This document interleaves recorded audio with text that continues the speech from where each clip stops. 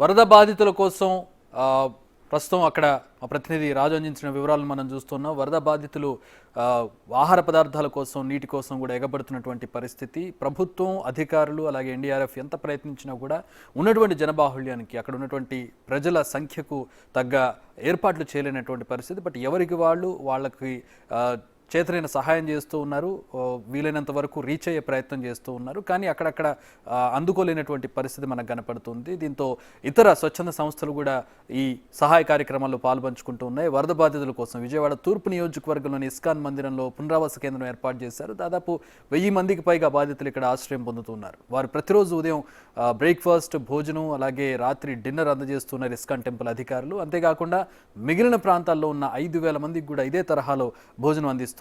అక్కడ పరిస్థితిని ఇస్కాన్ చేస్తున్నటువంటి ఈ సహాయకు సంబంధించి పూర్తి వివరాలు మా ప్రతినిధి శివ అందిస్తారు. విజయవాడలో గత 4 రోజుల కాలంగా కురుస్తున్న విస్తార వర్షాలకు సంబంధించి కూడా విజయవాడ ఇస్కాన్ టెంపుల్ సమీపంలో కూడా వారి ప్రాంగణంలో పూర్తి స్థాయిలో సహాయ చర్యలు అలాగే పునరావాస కేంద్రాన్ని ఇక్కడ ఏర్పాటు చేశారు.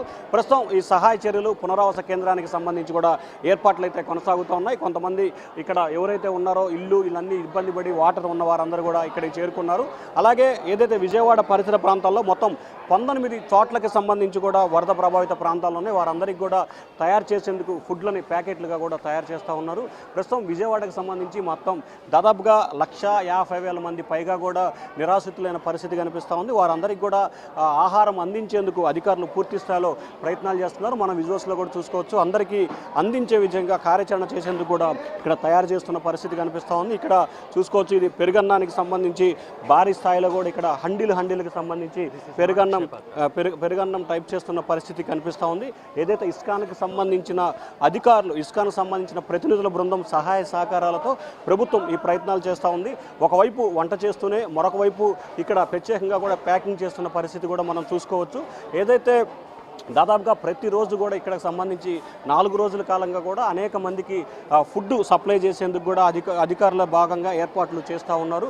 ఒకవైపు వంట చేస్తూ మరొక వైపు ఇక్కడ కూరగాయలు తరుగుతున్న పరిస్థితి, ఇంకొక వైపు చూసుకుంటే కనుక అక్కడ ఫుడ్లని ప్యాకెట్ చేస్తున్న పరిస్థితి మరొక వైపు కూడా కొనసాగుతూ ఉంది. వీరితో పాటుగా ఇక్కడ కొంతమంది నిర్వాసితులైన వారంతా కూడా ఇక్కడ చేరుకున్నారు. సో దాదాపుగా ఇక్కడ వందలాది మంది నిర్వాసితులకు సంబంధించి ఇక్కడున్న పరిస్థితి కనిపిస్తూ ఉంది. సో ప్రధానంగా చూసుకుంటే ఏదైతే ఇస్కాన్ టెంపుల్ నేతృత్వంలో పూర్తి స్థాయిలో ఈ పునరావాస కేంద్రాలు అయితే కొనసాగుతున్న పరిస్థితి కనిపిస్తోంది. అమ్మా చెప్పండి, మీరు ఏ కాలనీ నుంచి వచ్చారు, నీళ్ళు వచ్చాయి, ఏంటి పరిస్థితి? కళానగర్ కాలనీ నుంచి వచ్చామండి మేము. మా ఇల్లులన్నీ మునిగిపోయినాయి.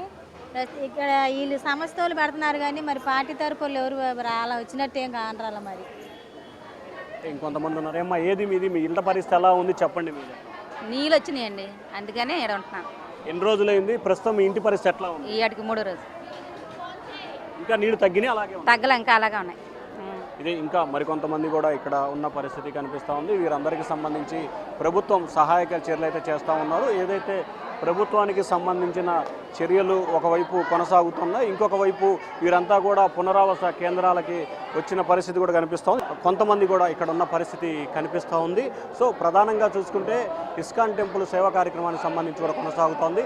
మరొక వైపు చూసుకుంటే కనుక వివిధ ప్రాంతాల నుంచి కూడా ఇక్కడికి ఫుడ్ ఏదైతే ప్రభుత్వం ఏర్పాటు చేసిందో ఫుడ్ ఇక్కడికి రావడం జరుగుతుంది. వాటిలో కూడా మనం చూసుకోవచ్చు వాటర్ బాటిల్స్, ఫుడ్ ప్యాకెట్స్ కూడా ఇక్కడికి వస్తున్నాయి. వీటన్నిటిని కూడా ఇక్కడ ఉన్న పునరావాస కేంద్ర ప్రజలకి అందించేందుకు ప్రభుత్వం కసరత్తు చేస్తూ ఉంది. సో దానిలో భాగంగానే ప్రస్తుతం ఏదైతే మనం ఈ పునరావాస కేంద్రంలో ఉన్నాం, ఇక్కడ అన్ని చైర్లు అవుతున్నాయి. ఏమ్మా మీది ఏ పాలని, ఎక్కడ ఉంది, ఏమేమి ఇస్తున్నారు మీకు?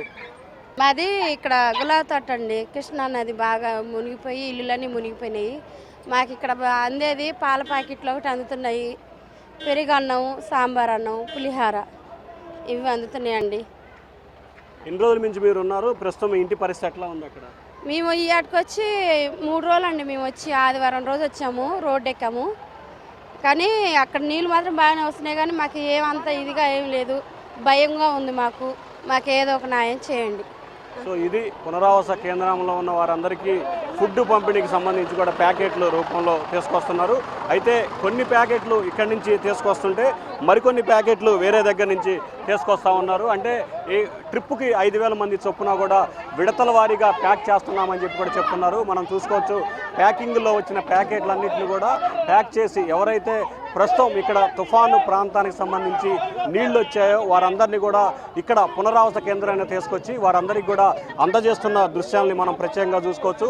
పెరుగన్నం, సాంబార్ అన్నం 2 ప్యాకెట్లు కూడా ప్రతిరోజు ఇస్తున్నట్లు కూడా చెప్తున్నారు. మరి కొంతమందితో మాట్లాడదాం. ఏమండి, మీరు ఎక్కడి నుంచి వచ్చారు, ఎట్లా ఉన్నాయి సౌకర్యాలు ఇక్కడ? సౌకర్యాలు అంటే చెప్పలేదండి, పర్లేదు, ఒక మాదిరిగా చేస్తున్నారు అంతే.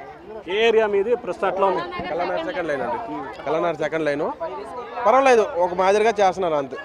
అడుక్కుంటేనే చేస్తున్నారు తప్ప ఎవడొచ్చి చేయట్లా. ఇప్పుడు వచ్చారు ఎమ్మెల్యే గారు, కనుక్కుంటున్నారు మెల్లిమెల్లిగా. వచ్చారు 3 రోజులు అవుతుంది ఇక్కడికి వచ్చి. సో ఇది 3 రోజుల నుంచి ఇక్కడే ఉన్నామని చెప్తున్నారు. ప్యాకెట్లకు సంబంధించి మరొక వైపు వాటర్ క్యాన్లు కూడా ఇక్కడికి వచ్చిన పరిస్థితి కనిపిస్తూ ఉంది. ఒకవైపు సహాయ చర్యలు కొనసాగుతూనే ఉన్నాయి, మరొక వైపు పూర్తి స్థాయిలో అన్ని రకాల సర్వీసులు అందజేస్తున్న పరిస్థితి. మనం ఇప్పుడు వచ్చిన చాలామందితో ఇప్పటిదాకా మాట్లాడాం, వారంతా కూడా ఒకటే చెప్తున్నారు. అయితే ప్రభుత్వానికి సంబంధించి చర్యలు కొనసాగుతున్నాయి, కానీ పూర్తి స్థాయిలో చర్యలు కొనసాగట్లేదు అనేది ఇప్పుడు ప్రస్తుతం చెప్తున్న పరిస్థితి. ఏదైతే ఇస్కాన్ టెంపుల్ అలాగే ప్రభుత్వం సంయుక్తంగా కూడా ఇక్కడ ఒక పునరావాస కేంద్రాన్ని ఏర్పాటు చేశారు. దాదాపుగా ఇక్కడ 1,500 మంది ఉన్నట్లు కూడా ఇస్కాన్ ప్రతినిధులు చెప్తున్నారు. వీరందరికీ కూడా ఉదయం బ్రేక్ఫాస్ట్, మధ్యాహ్నం సాంబార్ అన్నం, పెరుగన్నాన్ని సమకూరుస్తున్నారు. అలాగే సాయంకాలం పాల ప్యాకెట్లు కూడా ఇస్తున్నట్టు చెప్తున్నారు. అయితే మనం చాలామందితో ఇప్పటిదాకా మాట్లాడడం జరిగింది. చాలామంది దాదాపుగా మనం మాట్లాడిన 6-7గురిలో 5-6 పైగా సౌకర్యాలు బాగానే ఉన్నాయన్నారు. ఒకరిద్దరు మాత్రం కొంచెం సౌకర్యాలు సక్రమంగా లేవు, పర్వాలేదు అనే అభిప్రాయాన్ని అయితే వ్యక్తం చేస్తున్నారు. మొత్తం మీద చూసుకుంటే పునరావాసం కేంద్రంలో ఉన్న వారికి ప్రభుత్వం సహాయ చర్యలు మాత్రం బాగానే చేస్తుందని చెప్పి కూడా ప్రస్తుతం అయితే ఇక్కడ పరిస్థితిని బట్టి అర్థమవుతోంది. Vote studio.